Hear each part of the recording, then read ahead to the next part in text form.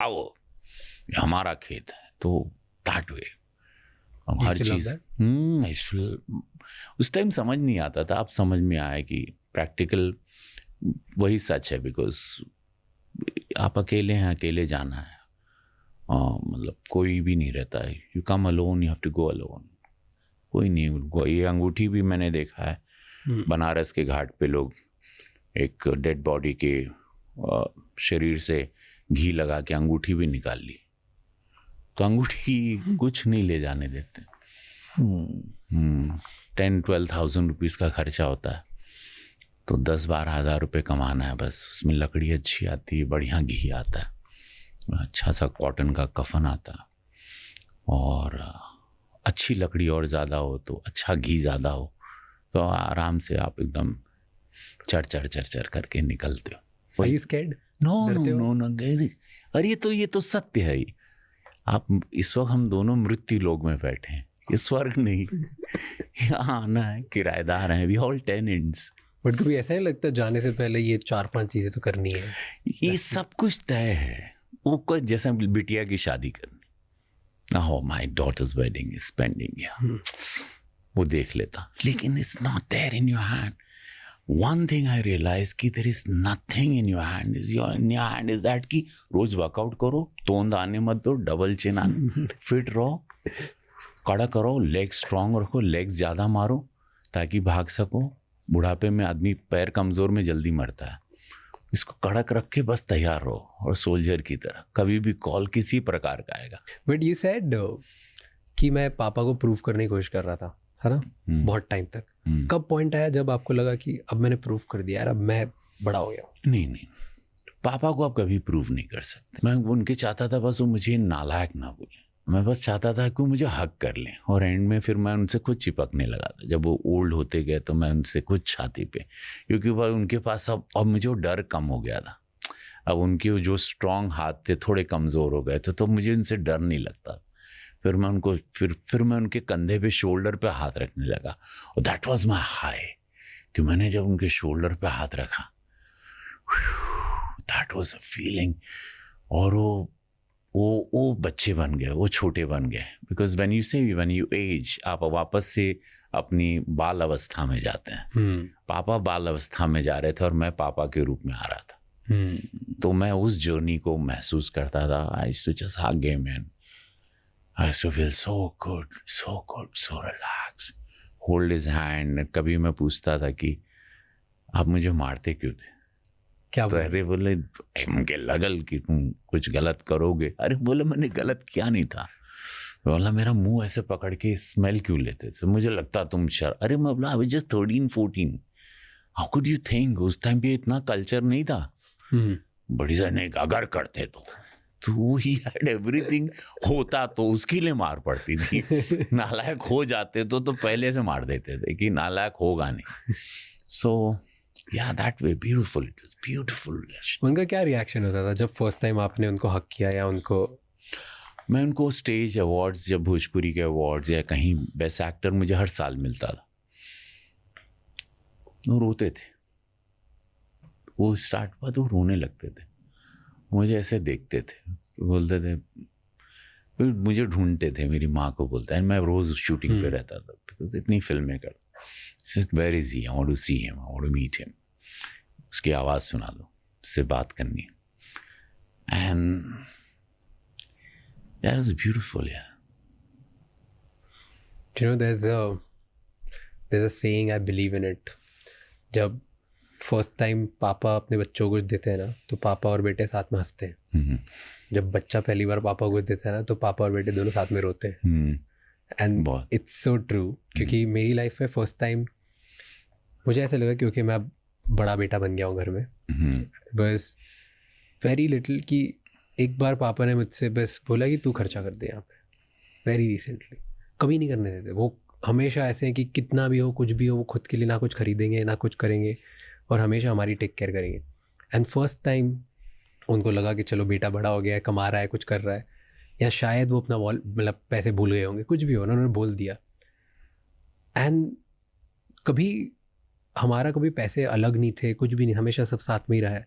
But मुझे एक feeling जो हक से उन्होंने बोला ना कि आज तू पैसे भर दे, उस दिन मुझे लगा कि यार मैं, ये रिलेशनशिप बहुत स्ट्रांग होता है। मैं आज जो भी हूँ अपने पापा की वजह से, मैंने गुरु किसी को नहीं माना। तो एक चीज़ बताओ जो उनकी आपको बहुत अच्छी लगती थी, जो आप सीखोगे, और एक चीज़ ऐसी जो आपको नहीं पसंद थी, जो आप शायद अपने बच्चों को नहीं सिखाओगे उनकी एक बहुत अच्छी चीज़ थी ईमानदारी। चोरी नहीं करना, किसी का चीटिंग नहीं करना, फ्रॉड नहीं करना, लाइज नहीं बोलना, किसी को हर्ट नहीं करना, किसी को ह्यूमिलिएट नहीं करना। दूसरी चीज़ मैं अपने बच्चों को, हाँ, मारना नहीं, ये मैं नहीं सिखाऊंगा। मैं वो शायद कम्युनिकेट कर सकते थे, उनके पास इतना एजुकेशन भी नहीं था, बस 4th स्टैंडर्ड, सो बट मारना नहीं चाहिए बच्चों, कभी नहीं। One must talk. जैसे आज मैंने अपने चारों बच्चों को सारी चीज़ें ज़िंदगी के ब्लैक एंड वाइट ऐसे रख दी। आज मेरी एक बिटिया फौज की तैयारी कर रही है, Ishita Shukla. She is going to be sniper shooter, bullseye, she hits bullseye. 4 साल तपस्या किया उसने। 26 जनवरी को उसने परेड भी किया। नाइस। एक बिटिया मेरी शेयर्स के लिए तैयारी कर रही है, मार्केट पूरा रीड कर रही है। अगर वो सही उसने पढ़ाई कर ली तो बहुत बड़ी वो शेयर की खिलाड़ी बन सकती है, शेयर बाजार की। बेटा जीनियस है, 99% आता है। एक बिटिया कलाकार, वो थिएटर वगैरह करती है, अपने मन का काम करती है। मैंने उनको जीवन के सारे रंग ऐसे रख दिए, कोई नहीं कि वाला ये है, ये है। You guys have to decide now what you want in life. This is Papa, this is Papa's journey. ये वो पापा है तुम्हारा, इसने इस मुंबई शहर को पैदल नापा है। मुझे आप आँख पे पट्टी बांध दो, मैं पूरा शहर आपको पैदल चल के बता सकता हूँ कि कौन सा कहाँ है। खाली आप मुझे इलाका बताना, मैं आपको गली बता सकता हूँ। मैंने वो स्ट्रगल की इसी शहर में। For the longest time you were here. आज 33 साल बाद मैं सब बात कर रहा हूँ। मुझे एक मेरी बहुत बड़ी यात्रा, एक मिट्टी के घर से यहाँ तक।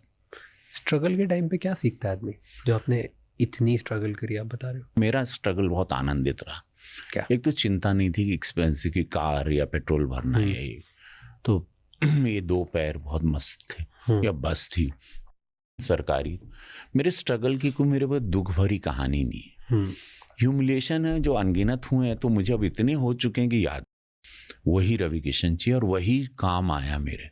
मैं भी बहकावे में आके बोल दूंगी मैं शुक्ला हूँ, बोलते नहीं हमने रवि किशन को वोट दिया था। वही जन आनंद देता है, जन बोलता है जिंदगी झंडबा, सर्वे भी तू सर्वा भी तू, जीवन भी तू मृत्यु भी तू, दाता तू विधाता तू, देता तू लेता तू, सत्य तू असत्य हम, भगवान तू मनुष्य हम, शिव तू सुंदर तू, शक्ति तू, सब कुछ तू, मैं कुछ नहीं, भगवान तू मैं कुछ नहीं, जीवन तू मैं कुछ नहीं, नमः पार्वती पते हरा हरा महादेव। ये रवि किशन चाहिए जो हर हर महादेव बोलता है। जिंदगी झंडबा फिर भी खमंडबा, वो चाहिए, और वही काम आता है। उसी के साथ मैं इस देश की नसों में चला गया। स्ट्रगलर्स मुझे अपना हीरो मानते हैं, जो स्ट्रगल करते हैं जीवन के हर मुकाम पे, ना कि सिनेमा इंडस्ट्री या पॉलिटिक्स में। जहाँ भी कोई स्ट्रगल हो, मेरी कहानी पढ़ता।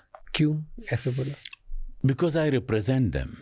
क्या रिप्रेजेंट करते? कि कैसे आदमी के पास कुछ नहीं था, ये इसने कितने कई सालों से लोग देख रहे हैं ना इस देश में कलाकार। मुझे कहाँ नहीं देखा है लोगों ने, किस मंच पे, किस टेलीविजन पे, किस भाषा में मैं नहीं हूँ।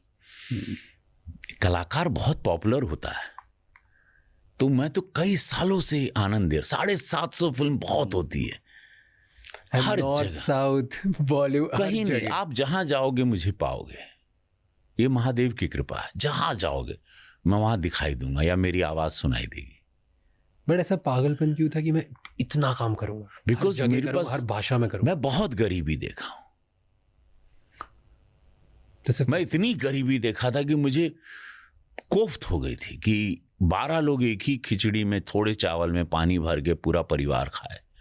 10 बाय 12 की खोली में एक दूसरे पे लद के चढ़ के सो रहे हैं, टॉयलेट बाहर। मैं बहुत गरीब, मैं थक गया था गरीबी से, मैं तानों से थक गया था। वो मेरे पिताजी पर मजाक जो होता था उसको मुझे नहीं सुनना था।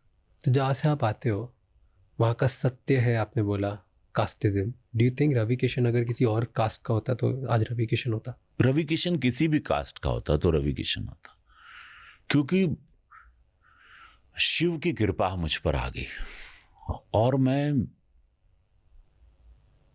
मुझे अनजान मौत नहीं मरनी थी। जहां आप सोच लोगे कि मुझे अननोन डेथ नहीं चाहिए, आप कुछ भी कर जाओगे कि मेरा पड़ोसी तो जाने, मेरा नेबर तो जाने, ये नो मोर। वो क्या फायदा तुम्हारा धरती पे आके कि साला बगल वाला भी नहीं जाना कि तुम चला गया। क्या फायदा तुम्हारा? बच्चा पैदा करने थोड़ी आए हो, बंगला बनाने थोड़ी आए हो। पहचान ज्यादा चाहिए थी कि पैसा? पहचान। Money follows my brother, money follows. नाम या दाम? दाम तो दौड़ के आएगा, नाम को खोजेगा, कहां है तू? नाम, लड़ाई तो इसी की यार।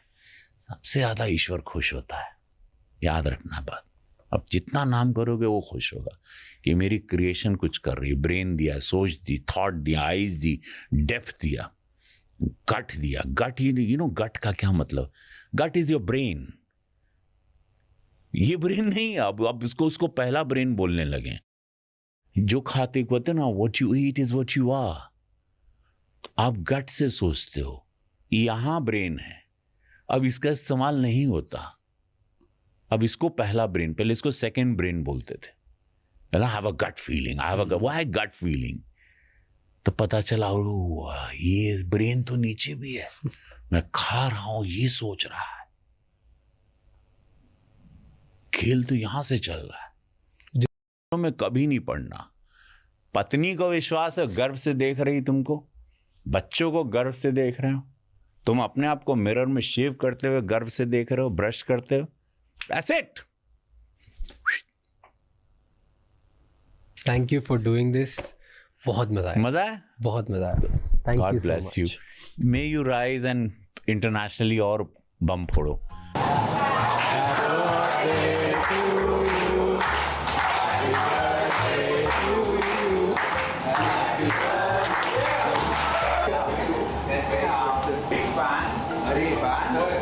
International star. चलिए,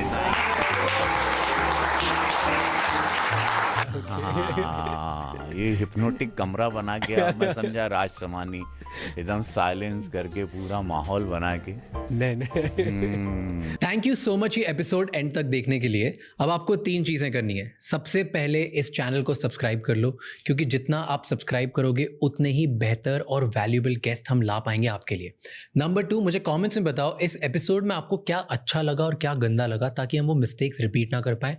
एंड कौन से ऐसे गेस्ट हैं जो आप देखना चाहते हो वापस हमारे पॉडकास्ट पे, ताकि हम उन्हें लेके आएँ और आपको ज़्यादा वैल्यू दे पाएँ। एंड नंबर 3, ये एपिसोड किसी एक इंसान के साथ ज़रूर शेयर करना, क्योंकि one conversation can change someone's life. I'll see you next time. Until then, keep figuring out.